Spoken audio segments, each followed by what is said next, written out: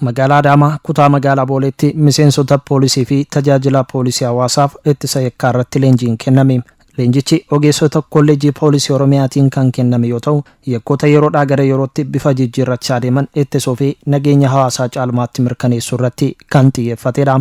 Yakka dursanii ittisuu odeeffannoon deeggaramu qorannoo yakkaa teeknooloojii irratti hundaa'e akkasumas humna namaa ammayyaa fi fooyya'ee ijaaruun mata dureewwan ijoo leenjichaati. Yakkoota nama qabeenyaa fi biyya irratti raawwataman irrattis qorannoon dhiyaatee mari'atameera.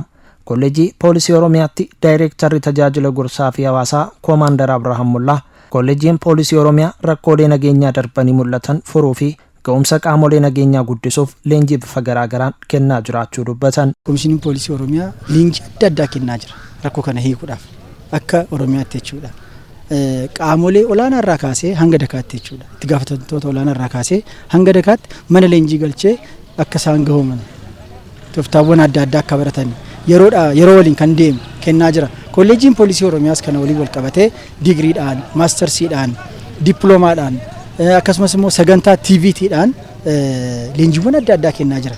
Kun maal agarsiisa?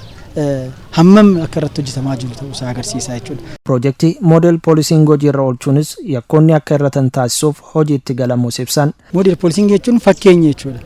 Fakkeenya poolisii fakkeenya ta'e maal of keessaa qaba? Community policing tajaajila poolisii hawaasaa of keessaa qaba. Dursanii hojjechuu, proactive. Akkasumas immoo intelligence lead policing odeeffannoo qulqulluu ta'een hoogganamuu irra darbee immoo advanced human resource management kan jedhu yookaan immoo bulchiinsa humna namaa keenya hammayyeessuu. Wantoonni kun hundinuu kan raawwataman yoo ta'e yookaan immoo wal faana walitti qabnee kan hojiirra oolchinu yoo ta'e yakkan irratti ta'u. Yakkin irra ta'e jechuun immoo maal ta'e jechuudha? Nageenyi kan kabajamu ta'uu kan kabachiisnu ta'uu sanarratti hundoofneeti kan moodel poolisiin jechuun. Ajajaan qajeelcha poolisii kutaa magaalaa Boolee Koomaandar Diinoo Imaam yakkoota ittisuu fi olaantummaa seeraa sirnaan kabachiisuuf miseensa poolisii gama hundaan ga'oomee qabaachuu akka barbaachisu dubbataniiru. Tajaajila poolisii hawaasaa kana yeroorraa yerootti riifoormii godhaatiin turre tajaajila poolisii hawaasaa kana abiriveeshiniidhaan kan barraa'e kana hiika isaa kan hin beekne namoota hedduu jira jechuudha. Garuu muuxannoo baratamee fi aadama walirraa muuxannoo fudhatamuun leenjiin idilee jechootan kennamuun hirmaannaa keessatti kennaa hin turre. Garuu itti gaafatamummaan tajaajila poolisii hawaasaa maali?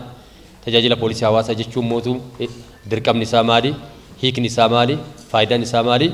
Kuni isin qofaaf otoo hin taane hooggansarraa qabeetiniin poolisiin naannoo kana jiru beekuun baruun murteessaadha jechuudha. Yoo beeke ittiin hoogganaa ittiin bobbaasa waan ta'ameef. Ayyaanota dhufaa jiraniin wal qabatees miseensonni poolisii fi tajaajila poolisii hawaasaa qaamolee nageenyaa kanneen biroo waliin qindoomuun gamanumaan ga'ee isaanirraa eegamu akka baahatan dhaamaniiru. Akkuma namni kun ayyaanni yoo dhufu gammadu warri mootuu farra nageenyaa ta'an warri hawaasni akka nagaan ayyaana kana kabajeetiin addaan hin galle barbaadu baay'eetu jira jechuudha.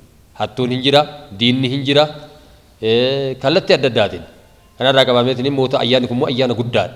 Ayyaana guddaadha. Ayyaana sabni adda addaa keessatti walgaheetiin kabajata waan ta'ameef abbootiin amantaa gurguddoon achirratti walgahu waan ta'ameef eegumsa barbaachisaa fi xiyyaafannoo guddaa barbaachisaa waan ta'ameef bakkee ramaddiin isin ga'utti sirriitti poolisiillee qindeessitanii isinillee qindooftanii argamuu qabdu.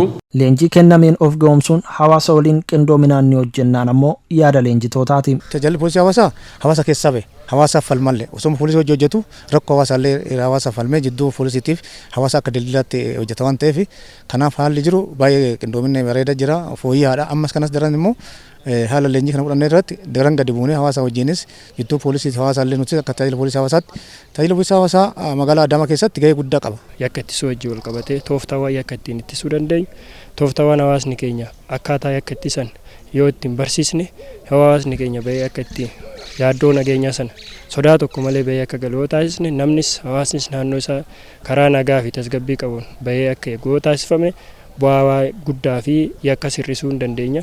Hawaasni keenyas yaaddoo fi sodaa duraan qabu sana karaa guutuu ta'een of keessaa balleessee karaa nagaatiin bahee galu hojii kamirrattuu hojii daldalaas ta'e hojiiwwan kamirrattuu nagaan bobba'ee akka galu taasisuu keessatti gahee guddaa qaba waan jiru sanan kaasuuf.